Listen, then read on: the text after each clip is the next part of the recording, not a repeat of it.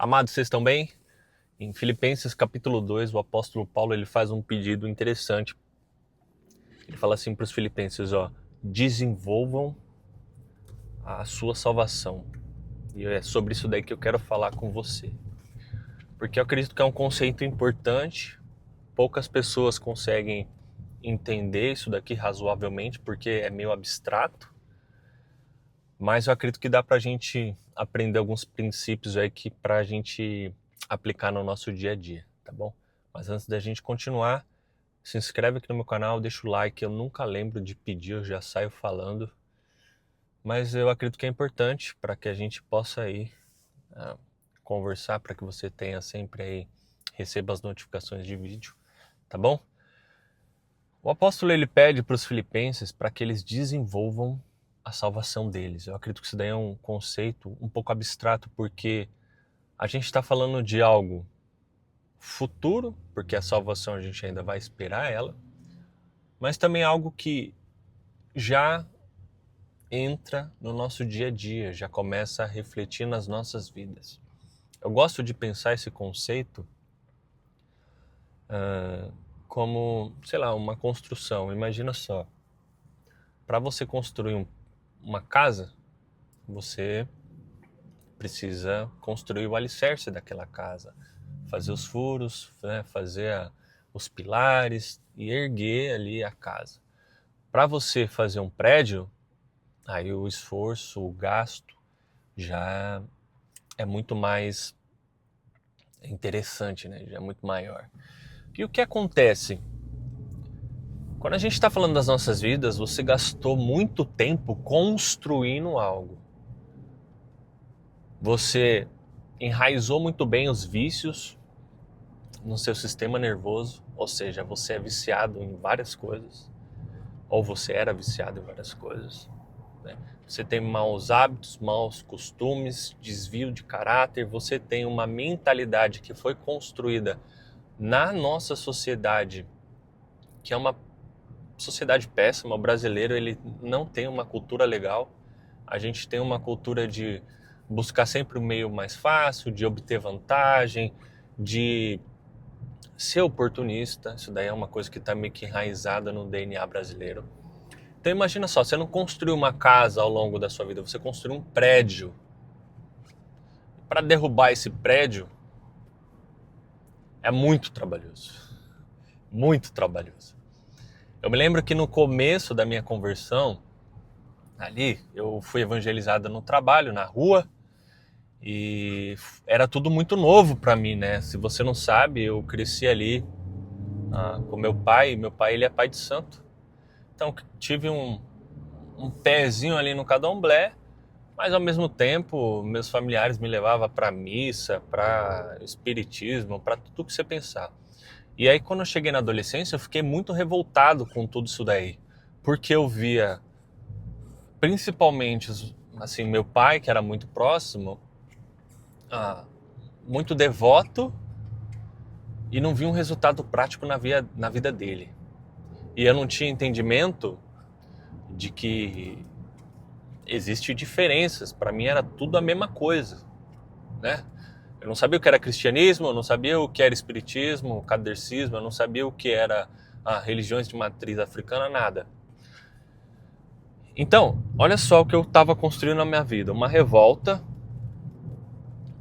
com tudo aquilo que se diz espiritual e consolidando péssimos atos, péssimos hábitos, né? Uma forma de pensar péssima, uma mentalidade vitimista, que eu achava que o mundo devia alguma coisa, que a sociedade devia alguma coisa para mim. Eu não entendia a minha responsabilidade como cidadão. Eu não sabia que eu tinha, por exemplo, que se não houvesse dedicação ao trabalho eu não ia conseguir mudar de vida. Estou contando toda essa história para que você entenda o seguinte: quando o cristianismo ele entra na nossa vida, ele começa agora a destruir todas essas construções que a gente fez ao longo da vida. E como engenheiro, eu gosto de olhar esse processo de duas formas. Existe aquele trabalho de cisão e o trabalho de refino. O que seria isso? Existem coisas nas nossas vidas e, principalmente, existem coisas no nosso interior que no momento onde a gente é evangelizado, que a gente conhece ali o poder do Espírito Santo, que a gente é tocado pela palavra de Deus, Deus ele vem e faz uma cisão na nossa vida, ele corta. Por exemplo, eu consumia álcool todos os dias, eu era adicto ao álcool.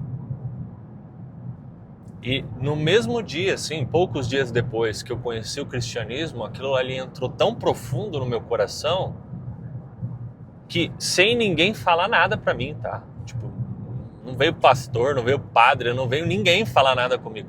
Eu mesmo decidi, falei, cara, eu não bebo mais álcool. Porque eu comecei a fazer associações, e aqui eu devo isso ao Espírito Santo, porque eu não conseguia fazer antes, de que o álcool, além de destruir a minha vida, ele me levava a ter péssimas amizades. Eu já fiz um vídeo, vou deixar aqui linkado se eu lembrar, falando que o álcool, a bebida, ela é uma cultura, tá? Não é uma coisa isolada que você faz. Você é levado por uma série de mecanismos a consumir álcool e o que te leva a lugares e pessoas e tudo para destruir a sua vida. Mas esse não é o foco da nossa vida, desse vídeo aqui, né? Então, pensa assim, existem coisas nas nossas vidas que Deus ele vai fazer uma cisão, ele vai tirar, ele vai cortar e sair, entendeu? Ele vai remover, assim, um ato miraculoso mesmo, assim, espiritual. Deus ele vem e tira. Então, você vai ver relatos de pessoa que fumava e simplesmente parou de fumar. Ao passo que outras pessoas que tiveram acesso à mesma palavra, à mesma pregação, ao mesmo Espírito Santo, essa pessoa leva anos para se limpar e para vencer esse vício. Tá? Vocês já devem ter percebido que eu não gosto de espiritualizar tudo. Tem coisa que é hábito mesmo, tá? Tem coisa que não é espiritual. Tem coisa que é seu sistema de recompensa que você zoou ele na tua cabeça. Você não consegue mais ter prazer nas coisas simples da vida e você atribui isso daí ao espiritual, ao diabo. Não, não é. Você que é irresponsável mesmo, tá? Não sei se já te falaram isso antes. Então, esse é o primeiro aspecto. Aquilo que Deus vem e remove, tira. Assim, literalmente, você dorme de uma forma e acorda de outra, tá? Isso daí eu acredito que Deus faz em coisas pontuais, eu posso ver na Bíblia e eu posso ver também no cotidiano, na vida de pessoas que eu tenho proximidade. Agora, o mais comum é o trabalho de refino, tá? De ajustagem. Se você aí é da usinagem, você vai entender o que eu estou falando. Você tem uma peça bruta e agora você tem que submeter ela a um processo de refinamento, de tirar os excessos, de tirar as rebarbas, de realmente ajustar ela. Imagina só, você fez uma peça com um diâmetro um pouco maior, 2, 3 milímetros maior do que o orifício onde ela vai. Só que para ajustar isso daí na lima é muito trabalhoso. Você fica ali 8 horas limando uma peça e não vai. O mesmo acontece com alguns aspectos, alguns hábitos e principalmente mentalidades que nós temos. Lembra da construção que eu te expliquei? Agora você vai entender o exemplo. Que você construiu ao longo da vida, agora o Espírito Santo vai vir o quê? Refinando. Agora você vai passar por situações que vai te limar, que vai tirar o excesso, que vai tirar as arestas, vai. É um trabalho doloroso, é um trabalho chato. Se você não tiver humildade, você vai ficar pelo meio do caminho, você não vai conseguir suportar, porque muitas vezes Deus vai te deixar passar por situações extremamente desconfortável, porque isso daí vai gerar em você, em Filipenses 2 fala muito sobre isso, a humildade, a simplicidade. Então, assim, desenvolver a salvação é esse processo de ajustagem na qual eu e você estamos submetidos. E assim, é interessante porque é um trabalho diário. Todos os dias, repita comigo aí, vai, fala comigo, todos os dias. eu vou ter que acordar e fazer a mesma coisa. Repetiu? Repete aí. Todos os dias eu vou ter que acordar e fazer a mesma coisa. O quê? Pedir perdão, pedir o auxílio de Deus para que Deus mude a nossa mentalidade. O que é mentalidade, né? Isso daí é um assunto bem interessante que é muito discutido no meio secular. Inclusive, só um parênteses aqui, eu tenho um outro canal que eu acho que está aqui, está referenciado, e lá eu vou fazer conteúdo secular sobre mentalidade, sobre hábito. Por quê? Porque eu quero que essas pessoas cheguem até mim também. Então preciso fazer esse tipo de conteúdo e atrair eles. E quem sabe, de alguma forma, não sei, eles possam entender que Deus, ele não é aquilo que eles acreditam que é, não é o que eu acreditava que era. Eu quero fazer um vídeo para mim. O que eu esperava no mundão? Eu esperava ter dinheiro, principalmente, encontrar ali uma pessoa para me relacionar com ela. Eu queria ter o quê? Felicidade, né? Que é o que todo mundo busca, felicidade.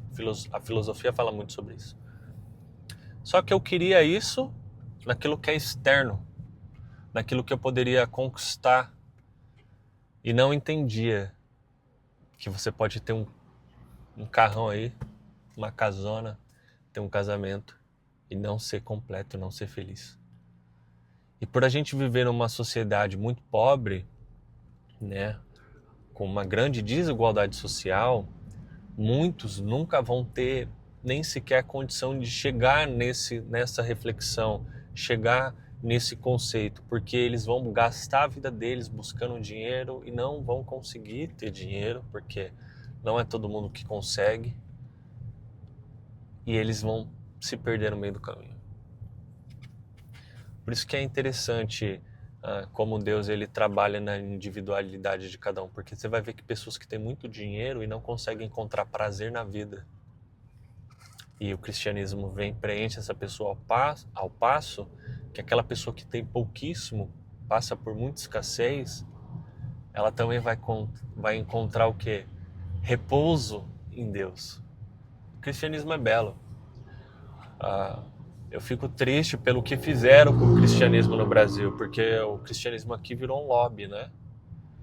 Você não evangeliza mais pela alma da outra pessoa, para que essa pessoa encontre repouso em Deus, que ela encontre salvação em Deus, para que ela encontre descanso, que ela tanto procura no dinheiro, no carro, com teto solar e nessas outras coisas e não encontra.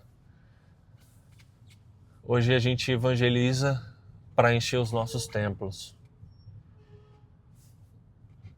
Loucura, né? Enfim, voltando ao tema, fiz um parêntese gigantesco aqui. Desenvolver a salvação é esse trabalho de ajustagem que você tem que fazer todos os dias. Você acorda, você pede perdão, você pede auxílio, você faz o seu devocional e você recomeça. Você recomeça. Perfeito? Felipe, ontem eu vi pornografia. Tá bom, você viu ontem? Entende que isso daí não é o ideal para você. Deus não quer que você seja viciado nisso daí. Tem toda a carga espiritual também. Você viu pornografia ontem? Se arrepende, pede perdão a Deus, pede auxílio a Deus e recomeça hoje. Felipe, ontem, depois de 10 anos, eu bebi de novo. Cheirei pó, fumei um baseado, tava estressado. É interessante isso daqui. Quando você tem um sistema de recompensa descalibrado, e aí a neurociência, que eu estudo neurociência, né, estou especializando nisso daí, estou entregando meu TCC agora, ela vai ter uma série de explicação evolucionista, fisiológica, genética, tem assim uma grande área de estudo que eu gosto muito. Se vocês quiserem eu posso trazer mais aprofundado essas questões aqui, porque eu acredito que é que é importante que a gente tenha acesso a esse conhecimento, afinal Deus criou o nosso sistema de recompensa, Deus criou o nosso córtex, Deus criou o nosso sistema límbico, Deus criou mecanismos de sobrevivência em nós, tudo isso daí foi criado por Deus. Na minha visão, quando você vicia o seu sistema interno ali, cognitivo, com vícios, assim, é muito difícil de você recomeçar. É um trabalho longo, que as pessoas têm que fazer a psicoterapia, muitos porque não conseguem abandonar o vício. Então, assim, é o que eu falei pra você, tem coisa que Deus vai vir e vai fazer uma cisão, mas tem coisa que Deus vai te levar a ser trabalhado, ser aprimorado, né?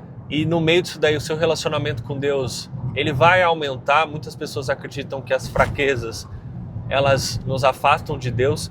Realmente, se não houver arrependimento em nós, vai nos afastar de Deus. Mas se houver arrependimento e humildade em nós, isso daí vai nos aproximar de Deus, porque a gente tem que recorrer a Deus por entender que sozinho nós não conseguiremos.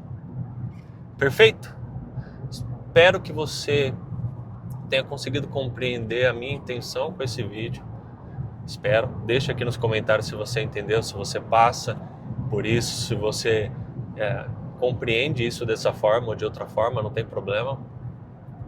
Geralmente o cristão é muito chato, que ele quer defender a teologia dele, pouco se importa com aquele que não sabe nem o que significa teologia, né? Ele quer defender a teologia dele, mas o cara que não sabe o que é teologia, para ele pouco importa, o que ele quer é um resultado prático na vida dele. Por que eu não consigo parar de cheirar pó? Por que eu não consigo parar de ver pornografia? Aí o cristão, ele se perde no meio da teologia dele e esse cara, ele passa necessidade. Aí ele vai cair na mão do psicoterapeuta ateu, ele vai ter que ir pro remédio, sabendo que dava para conversar com essa pessoa, ajudar ela, auxiliar ela e fazer um trabalho muito legal. Muito legal. Aqui não estou falando contra a psicoterapia, eu acho que você tem maturidade para entender isso. Psicoterapia é importantíssimo, importantíssimo. O pecado destruiu a nossa cognição, as nossas emoções, a nossa forma de interpretação da vida. E os profissionais estão aqui para nos ajudar. Você precisa ter maturidade para separar as coisas, tá bom? Mas eu não vou ir por esses caminhos, não é o foco do vídeo. Mas se você quiser, é só deixar aqui nos comentários que a gente aborda um pouco mais, tá bom? Tamo junto e é só o começo.